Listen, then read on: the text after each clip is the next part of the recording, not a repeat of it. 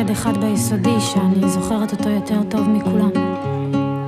לא בגלל שהוא היה הכי יפה, לא בגלל שהוא היה הכי חכם. בחורף הוא היה לובש חולצות קצרות, בקיץ מעילים ומטריות. מה יש לך? למה לעצבן? למה לעשות סתם? את המשקפיים שלו הוא הדביק עם סלוטפ אחרי ששברו לו אותם בהפסקה, והקלמר שלו תמיד נשאר ריק מאז שהתרוקן אל האסלה.